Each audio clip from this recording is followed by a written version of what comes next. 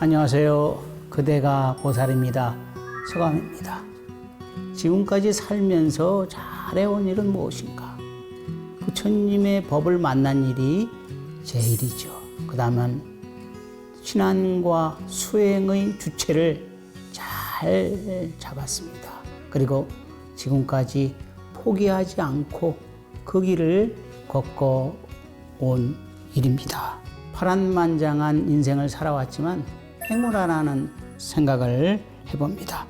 그만큼 저는 저와 맞는 신앙과 수행을 해오고 있다고 생각합니다. 사회의 냉혹함 속에서 밑바닥부터 올라오는 것은 자비심의 갈증을 느꼈고요.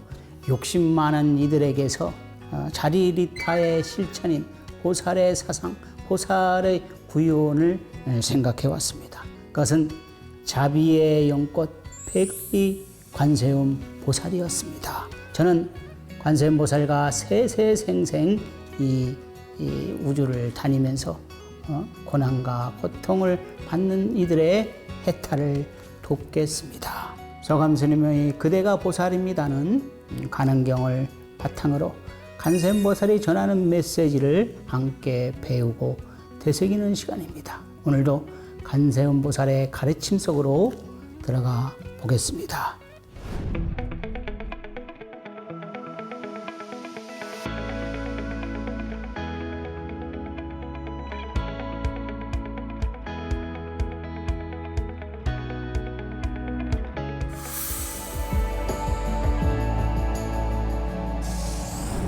오늘 공부할 30강의 주제는 자비보살입니다.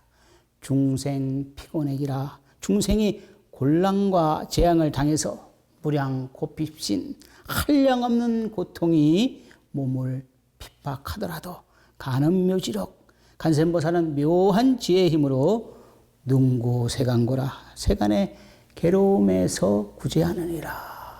간음신앙에서 불치병을 고친 사례는 무수히 많습니다. 사실은 간음신앙은 불치병을 고치는 데에도 탁월한 효과가 있죠. 그 중에 이제 한 두 분을 한번 소개해 보도록 하겠습니다. 3년 동안 불철주야로 신묘장고 대다라니 또 관세음보살을 칙면해 가지고서 소아마비를 고친 홍만 스님의 사례를 한번 이야기해 보겠습니다. 홍만 스님은 어렸을 때 소아마비였어요. 그래서 두 다리를 못 쓰게 됐습니다. 부모 형제들도 이 소아마비는 그냥 고친다고 해서 고치는 것이 아니잖아요. 못 고치는 거니까 이제 포기하고 살았죠. 부모 형제들도 포기하면서 살았습니다. 그런데 어느 날 화주를 온 스님이 그 홍만을 보고서 신묘장고 대다라니 천소대비주를 외우라고 시켰어요. 그런데 여기서 이제 문제가 나오죠. 여기서 믿고 일단은 믿어야 되잖아요. 화주 스님이 신묘장고 대다라니 독석하면 두 가지 부류가 있잖아요. 믿거나 믿지 않거나. 믿으면 실천을 하잖아요. 실천을 하면 성공을 해. 또 소아마비를 고칠 수 있는 그런 희망이 있어요. 또 어떤 분은 그게 뭔 소리요? 소아마비를 어떻게 기도로서 고치냐 말이에요. 그런 헛소리요, 헛소리. 헛소리라는 소리라는 사람들은 남을 원망을 잘해요.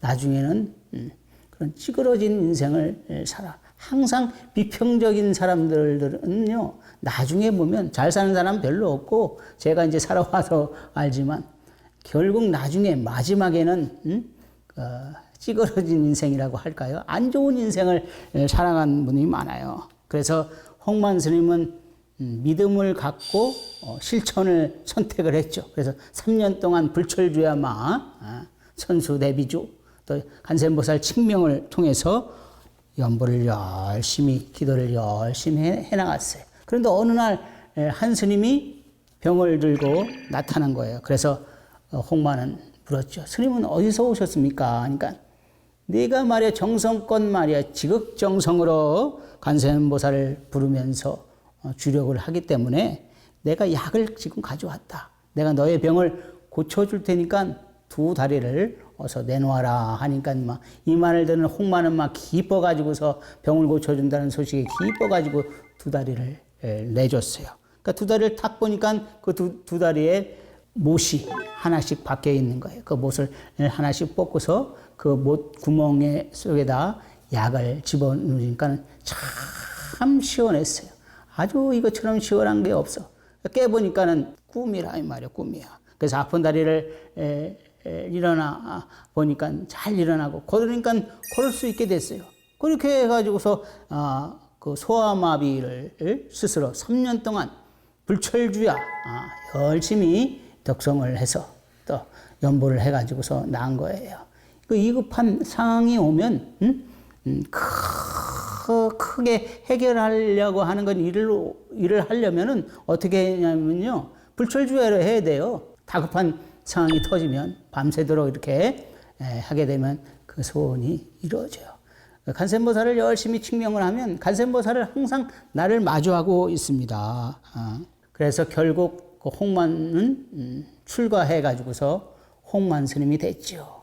또 한 분의 사례를 말씀 들어볼까 합니다.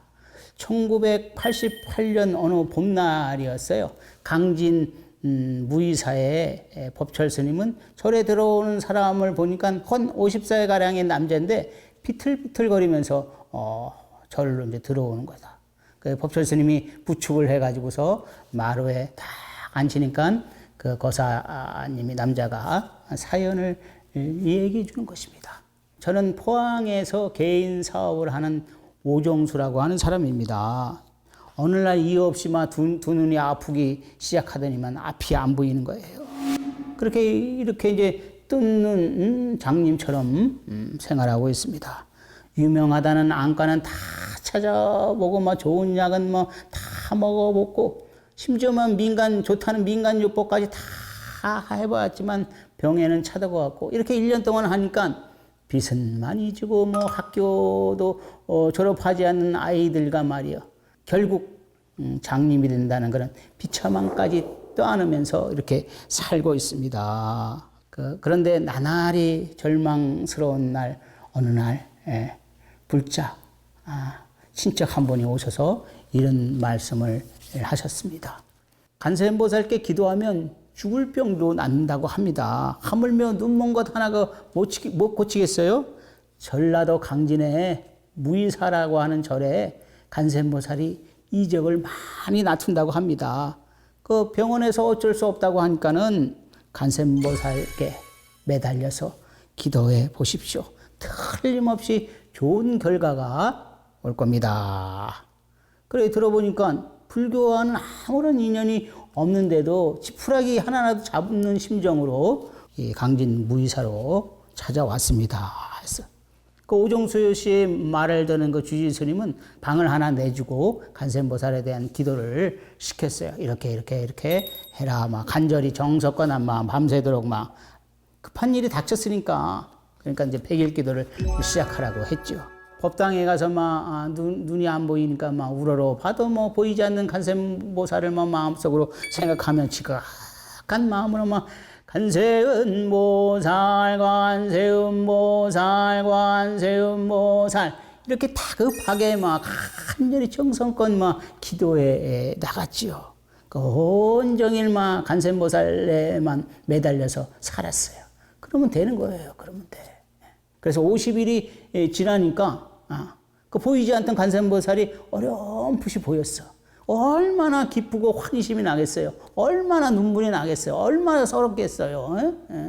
그 마음은 본인만 알죠. 그 보이지 않는 그 눈을 기도로서 간센보살을 기도로서 막 눈이 떠지니까 얼마나 환희심이 나고 막 눈물이 나고 막 그때부터 이제 신심이 이제 올라온 겁니다. 그래서 90일째 되는 날은 확실히 간센보살이 눈에 보였고 100일째 되는 날 주지인 법철 스님의 손을 잡고 이렇게 얘기하였다고 합니다. 스님, 간센보살님께서 저에게 두 눈을 빌려줬습니다. 저는 나가서 눈먼 사람의 눈으로 살아가겠습니다. 이렇게 말하고서 저를 떠나갔다고 합니다. 간음행자는 이런 마음으로 기도해야 돼요. 믿는 마음, 믿는 마음. 그래. 아무것도 아니야. 이러면 여기서 이제 확 180도 틀어지는 거예요. 안 되는 거예요.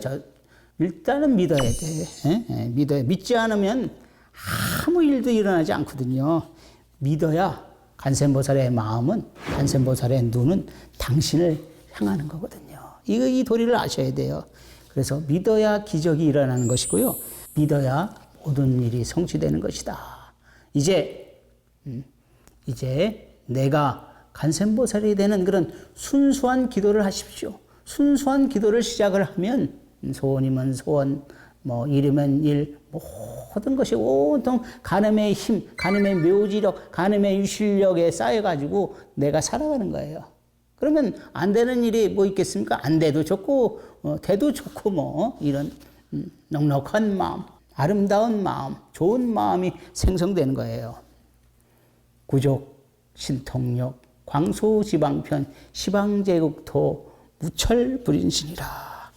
신통력을 갖추고 지혜의 방편을 널리 닦아서 시방세계의 모든 국토에 그 몸을 놔두지 않는 것이 없다. 이 개성은, 이 문장은 이제 간음기도 마지막 부분에 간센보살 멸업장지는 옴 아로누께 사바, 옴 아로누께 사바, 옴 아로누께 사바, 구족 신통력, 광소지방편, 시방제국토, 무찰불연심, 또 고아일심정래, 이런 간센보살을 찬탄하는 개성이에요. 간센보살은 모든 신통력을 갖추신 분이에요. 간센보살은 한겁에 되신 분이 아니에요. 지금 생에서 간센보살 이런 분이 아니에요. 다겁 생애 동안 말이에요. 청정한 원력을 세우고 많은 스승님 앞에, 많은 부처님 앞에서 수행을 하고 점검하고 수행을 하고 점검을 하면서 그 신통력을 갖췄다 이 말이에요. 그것은 누구 것이냐 말이야. 우리들을 위한 것이다 이 말이야. 그것을 하나하나 성취하셔서 모든 것을 갖추시고 중생을 위한 마음에서 닦아나가신 거예요. 그건 간센보살을 열심히 측명하고 간센보살을 믿고 간센보살의 위실력을 받들어 공경하고 예배하고 하는 사람들 것의 몫이에요. 그렇게 하기 위해서 간센보살은 다겁 생애 동안 이렇게 해오신 겁니다. 그 신통은 불가사의한 힘이에요. 근데 사실은 그건 실제하는 것이 아니라고 말씀드릴 수 있습니다.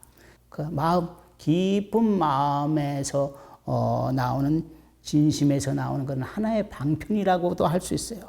그래서 따라서 이 신통의 생각과 마음을 묶어 놓으시면 안 돼.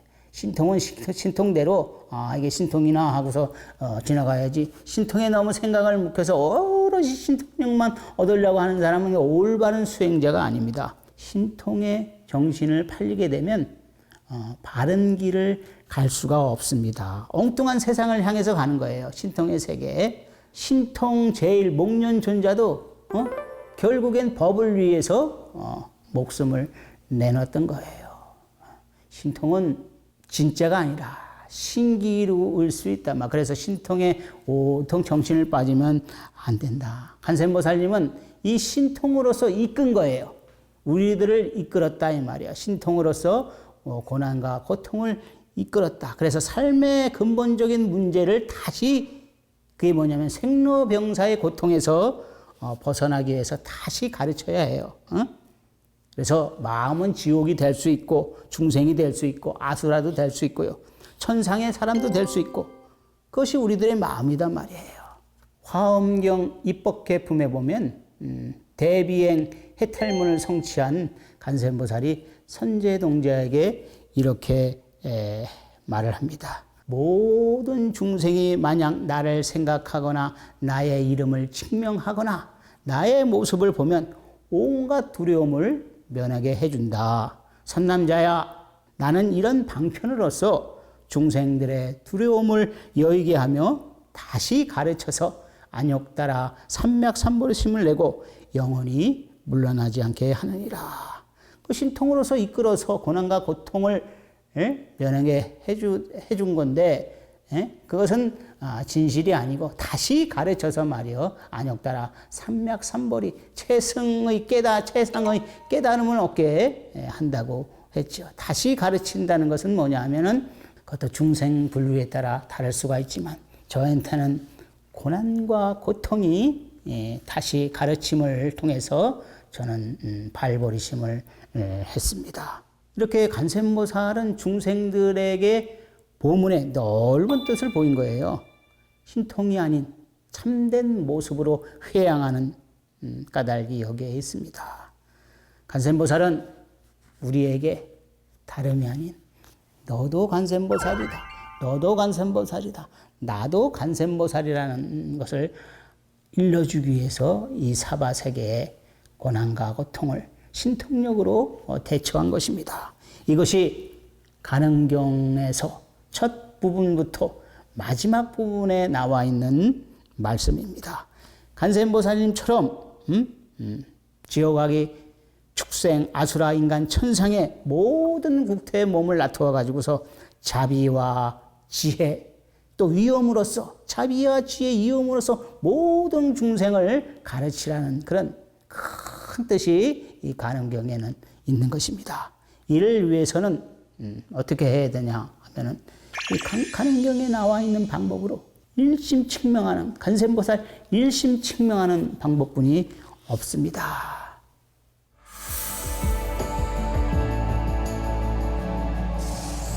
30강에서는 자비보살을 주제로 공부했습니다. 간음행자, 간센보살을 칙명하는 자는 굳게 믿으셔야 합니다. 믿지 않으면 아무 일도 일어나지 않거든요. 믿어야 간센보살은 당신에게 향합니다. 마음을, 관심을, 눈을, 모든 것을 믿는 사람에게 향하게 되어 있습니다. 믿어야 자비의 눈으로 바라보는 것이고 믿어야 이제 기적이 일어나는 것입니다. 이제 내가 관세음보살을 하는 순수한 기도를 하십시오. 내가 관세음보살을 하는 기도는 이 세상의 모든 사람들이 간음이 되는 그런 이치인 것입니다. 구족, 신통력, 광수지방편, 시방제국토 무찰불연시라 신통력을 갖추시고 지혜의 방편을 널리 닦아서 시방세계 국토에 몸을 나타내지 않는 곳이 없다.